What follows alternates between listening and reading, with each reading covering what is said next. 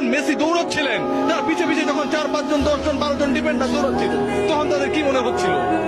পিছে পিছে দৌড়ায়, ধরতে পারে না, আগে পরে সামনে বিভিন্ন জায়গায় যায়, বল আটকাতে পারে না। এটাই হচ্ছে একজন ফুটবলারের সৌন্দর্য। লিওনেল মেসির সৌন্দর্য ও জায়গায়। একজন ফুটবলার একটা দলকে, একজন ফুটবলার কোটি কোটি মানুষের স্বপ্নকে তার ছোট কাঁধে কিভাবে ক্যারি করেন সেটা আমরা দেখেছি। যারা অস্বীকার করবেন তারা ফুটবলটা বোঝেন না। হয়তো আমাকে মূর্খ বলতে পারেন, সত্যিই তাই।